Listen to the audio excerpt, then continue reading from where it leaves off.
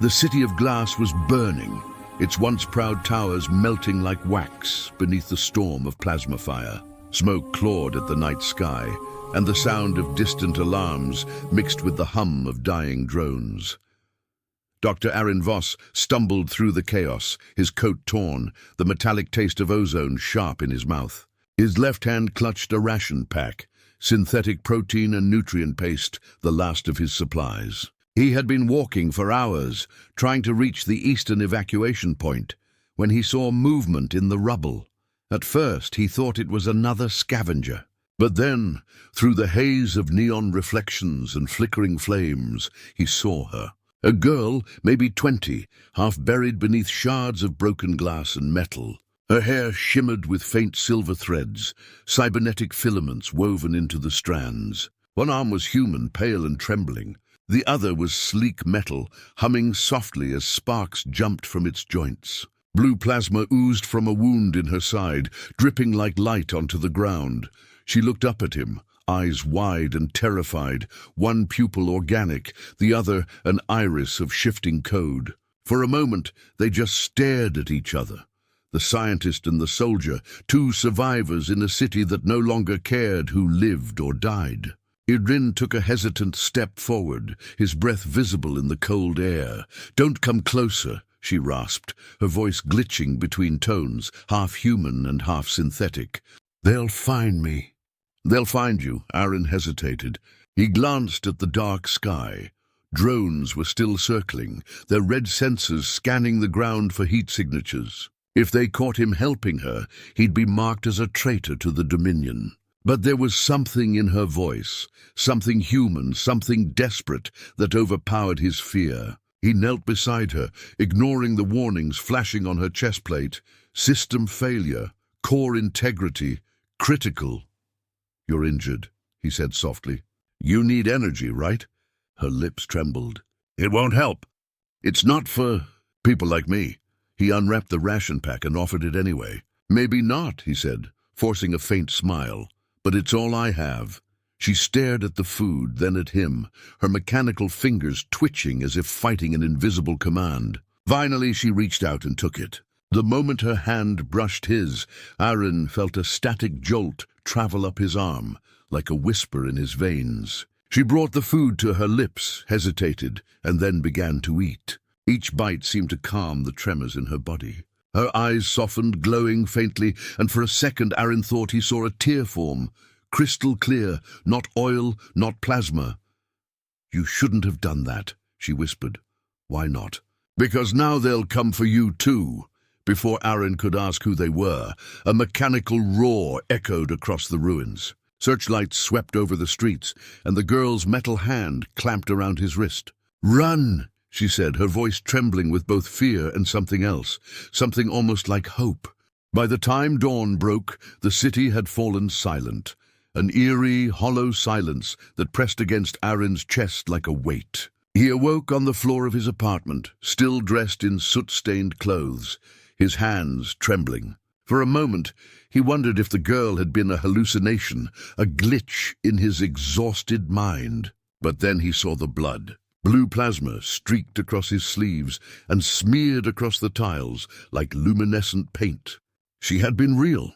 His home lab was a maze of half-functioning tech and broken experiments, but one thing stood out. His main console was flickering with static. He frowned and stepped closer. Across the screen, a message burned in faint blue letters, words forming and dissolving as if alive. "You fed the last of us. I owe you my life." Aaron's pulse quickened. He leaned in, fingers hovering above the keyboard. "Who are you?" he muttered. But before he could type, the message vanished. The screen went black. For a heartbeat, his reflection stared back at him, until the lights dimmed, and the faint hum of his door sensors broke the silence. Someone was outside. He turned just as 3 armored soldiers marched through the door, rifles raised.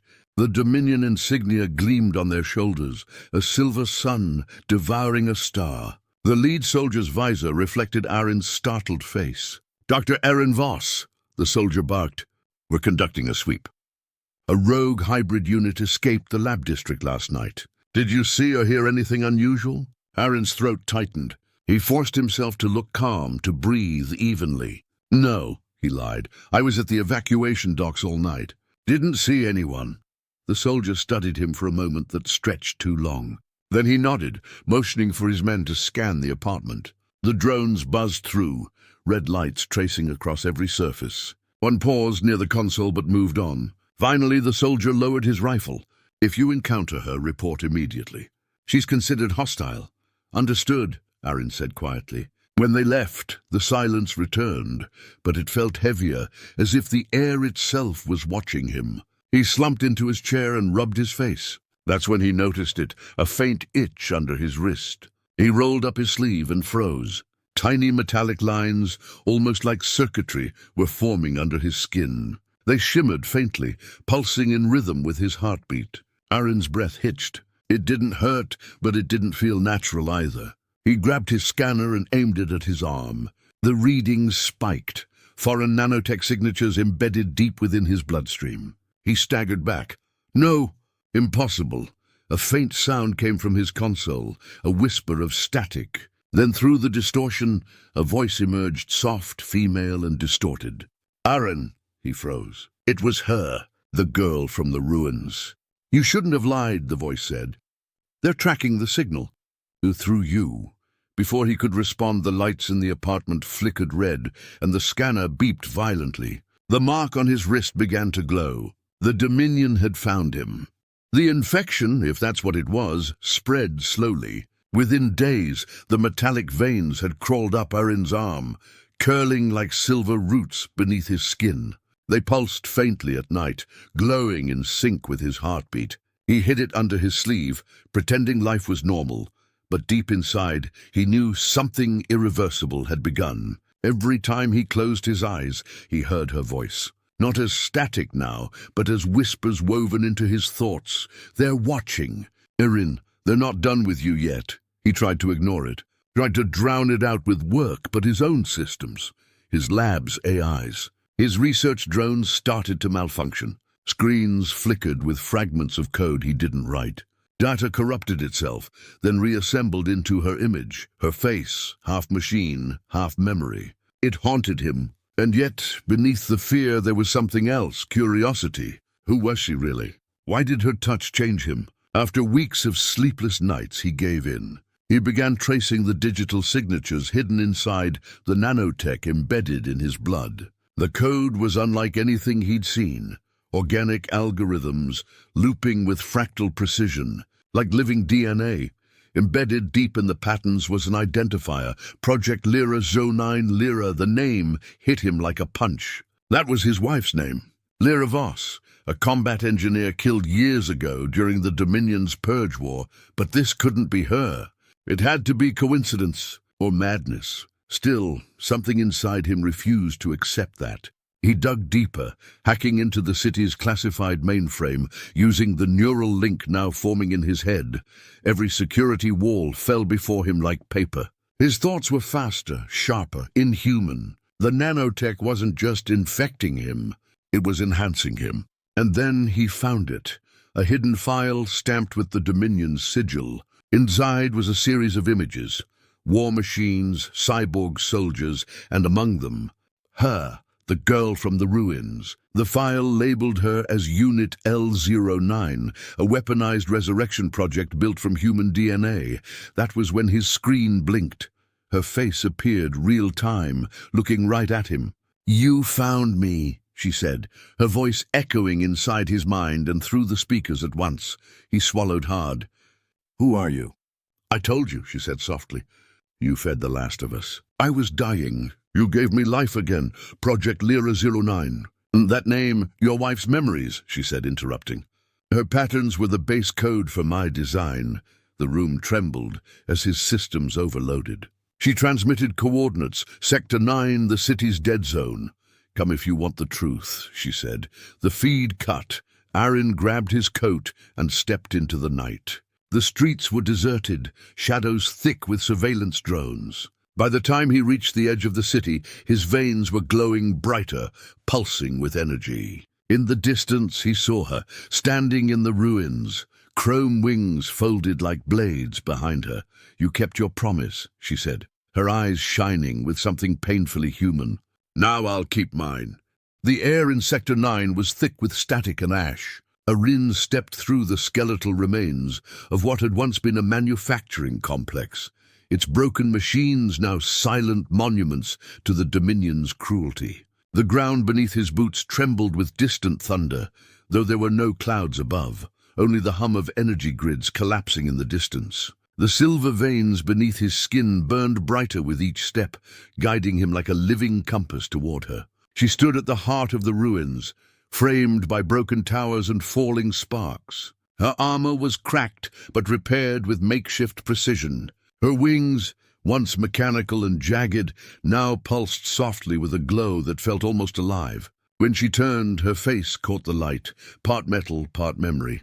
Aaron froze. The resemblance was unmistakable. She had Lyra's eyes. He felt the air leave his lungs. "It can't be," he whispered.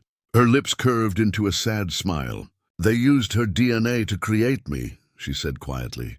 Her memories, her emotions, her instincts, everything she once was, rewritten into code. Aaron staggered back, his mind spinning. "Lyra died in the war. I buried her myself." "You buried what was left," she said, stepping closer. But her consciousness, the neural map, was copied before she fell.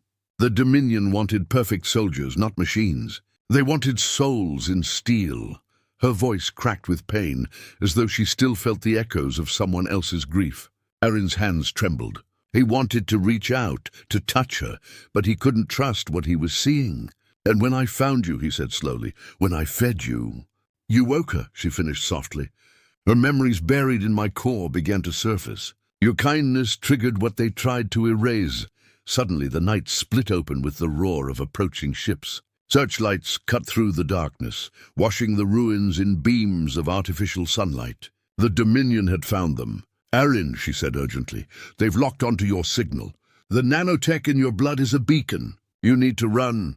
He shook his head. "Not without you." Her eyes softened. "Then we run together." The drones swarmed overhead, lasers tracing lines of death through the air. She grabbed his hand, her touch electric, alive, and the metallic veins in his arm flared, syncing with hers. He felt their pulses merge, their thoughts intertwine. The air around them began to shimmer, molecules vibrating faster than physics should allow. "What's happening?" he gasped. "I'm activating the failsafe she left behind," she said, voice trembling. Lyra's final gift, a way out. The light around them intensified until the world blurred into white. The drones fired, but their beams bent away, swallowed by the energy field forming around the two of them. Aaron felt weightless, as though time itself had paused. Through the blinding light, her voice echoed one last time, warm, familiar, heartbreakingly human. "You didn't just save a stranger, Aaron. You found me again." And then in a flash that shattered the sky, they were gone.